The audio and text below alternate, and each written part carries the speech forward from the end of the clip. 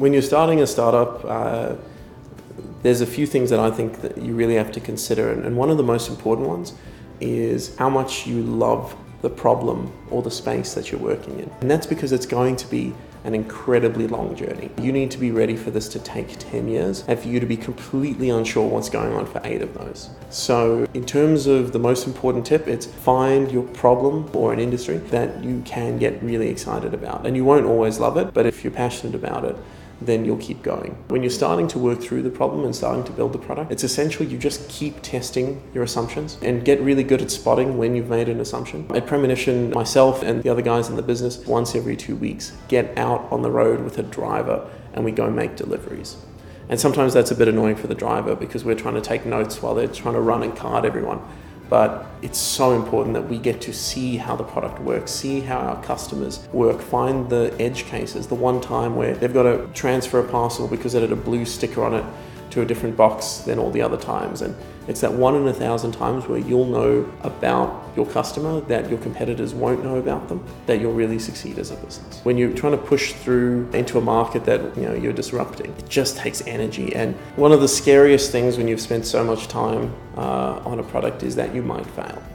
And it's something people get really nervous about and don't show customers or don't show potential investors what they're working on, because they're worried that it isn't ready yet. And that's a really inhibiting behavior when it comes to getting the benefits of iteration into your product. Never be afraid to ask a question. It's one of the most useful things you can do, and it'll show everyone that you're really considering and thinking through how this is going to work.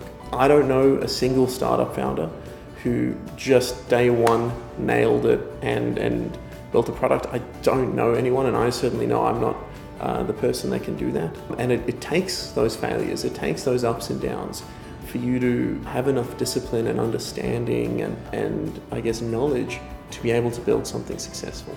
So failure is fine, failing faster is better, and certainly understanding that there's no shame in having come back, and normally it's the 3rd time that you really nail it. The team you put around yourself is probably as important as the idea, and you're not going to always be with every person you work with on this project, but by and large who you choose as your co-founders are the people that you're going to be taking on one of the most difficult undertakings of your professional life in a lot of cases.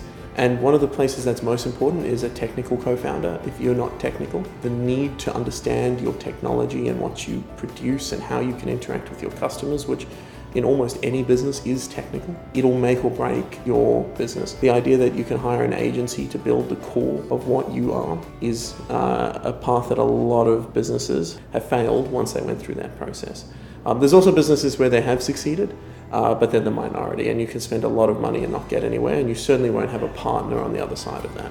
So make sure that you're working with people who you feel will support you, that you know you will support, and that you complement and respect each other's skills. What you also really want to do as a founder is understand who are your partners. That could mean the people who work in the business. It can also mean other organizations, and who's your cheer squad, who's your backup team, who's going to help you get into the parts of the market that you won't at the moment yet.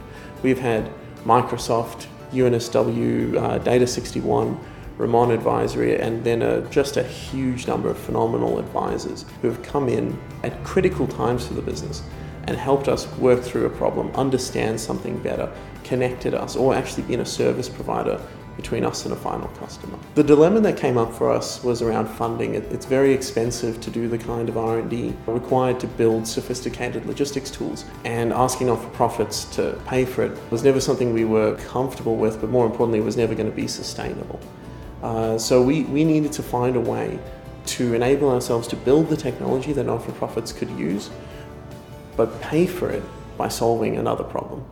And while at times that has been very difficult, it's meant having to focus on a very specific feature rather than something that we think is more important for a product. It's also meant that we've been very grounded in real-world feedback and utility of our product. That's not for every business, but when we were trying to build a software product so big, we needed to find a sustainable way to iterate before we committed ourselves to the kind of sales targets that come with serious funding. This is an incredibly exciting journey that you're starting, and it's going to be a long one. Everything will take a bit longer than you expected. Everything will be different to how you see it going. But it's with energy and passion for an idea. It's with a good team. it's with taking feedback and growing your product that, yes, it'll be a long time, but it'll probably be the best time of your life.